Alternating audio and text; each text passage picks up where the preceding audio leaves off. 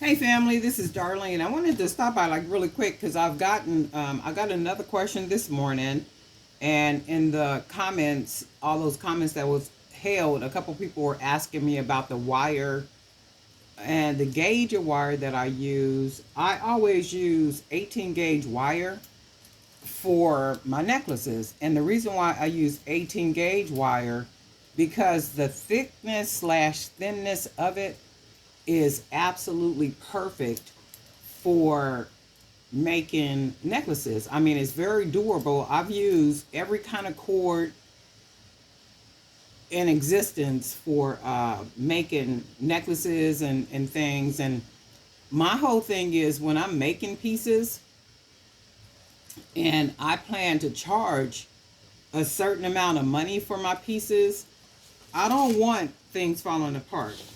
I want it as durable as I can possibly get it. And that's one reason why I use a lot of wire. I use a lot of wire because one thing, wire is not going to break.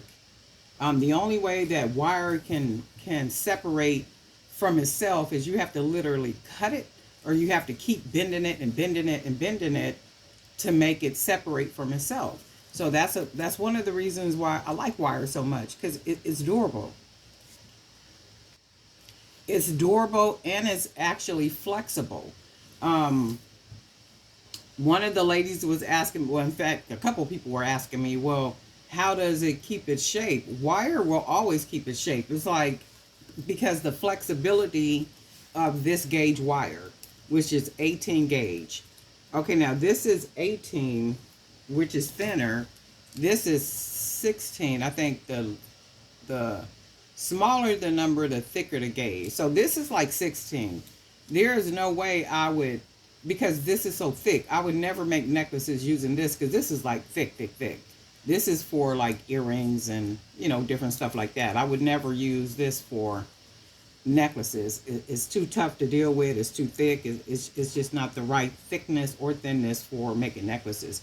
However, my 18 gauge, this is my love. Now, this does everything and anything I wanted to do when making necklaces. It is absolutely the perfect gauge, the right flexibility, everything about it. And however you shape the necklace, it's just like wearing a necklace. It's like if you had a necklace that was made of elastic, that stretch cord or nylon cord or whatever it is, that thin wire stuff, whatever it is that you use, it hangs the same way. But the benefit with the wire is you can shape this. So let's say if the necklace is long enough, if you make a necklace long enough, you can literally shape it on your neck. So it hangs like this. And if you got enough length to it, if you shape it like that, it's going to hang on your neck like that. So if you take that out and put it back to just a regular necklace, I mean, that's how it's going to lay. However you shape it is how it's going to lay. And it's very comfortable, on your neck. It's a necklace. And that's what you want. You want something that's durable. You want something that's going to last. Especially when you're making items to sell to people. You do want them durable. You want them to last longer.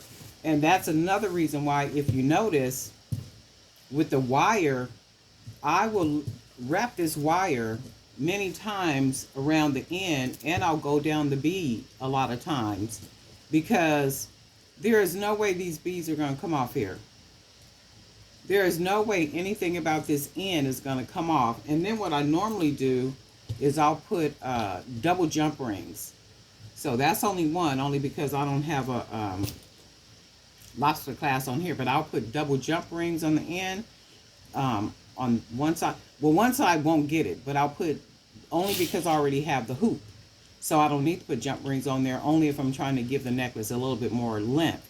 However, I will put two jump rings when I attach the lobster clasp. So you got two jump rings attached to the lobster clasp, and then the lobster clasp goes on the other side. I was seeing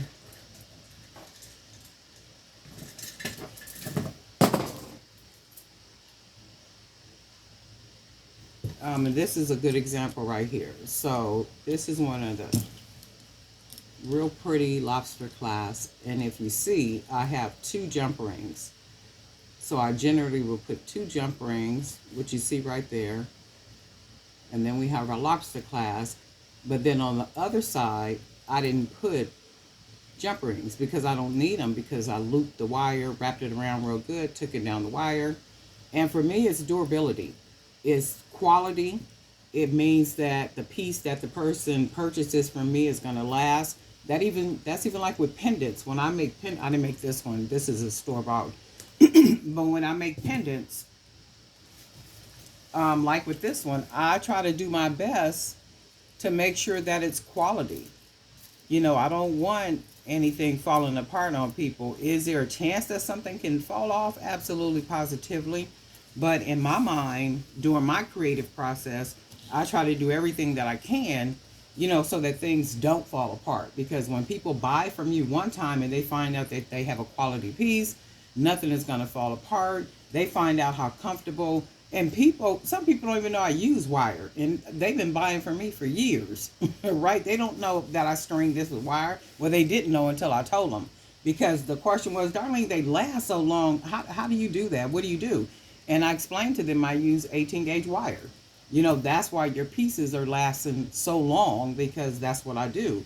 And I try to make sure every piece I make, because again, anytime you're charging people a nice amount of money for something, you want it to be worth it. You don't want anything falling apart on anybody or anything. And by all means, whatever products and supplies that, you guys use, then you guys use. That's your thing, and that's good stuff. Whatever you choose to use to create your product, that's you as a creator. And I don't have anything to say about that. There's no judgment for me or anything. However, for me, because I don't plan, and nor do I charge people pennies, for my pieces, especially when I make custom pieces. This piece is already gone. I got a call. She called me last night. She said, girl, I said, I know. She saw the video on YouTube. She said, oh my God, I got to have that one. So this one is literally already sold, right? And it's only because she already knows the quality. She knows the quality of the product. So it's like she has no problem purchasing again. So that's the thing with that. And that's why I use wire, because I know that that question got presented to me more than once. And I think I had answered it before, but maybe I didn't, huh? And then we do have new subscribers too. So, and then I want to say that too, we have some new subscribers. And I want to thank you guys, because I do know that you didn't have to. You didn't have to hit subscribe. You didn't have to do that at all, but because you did do that and you have done that, I appreciate it. Don't ever think that I don't. And I hope that if you're a jewelry maker, that you get some really good jewelry making ideas, from the channel, or you just enjoy watching the videos, or for whatever reason that you click subscribe. Just know and believe that I appreciate it, and I appreciate you. And don't be afraid to make a comment. You see something, you want to ask a question, you want to talk about something or anything. Am I a pro at jewelry making? Absolutely not. Do I create and use methods and tools and things like most people that you might see here on YouTube? Absolutely not.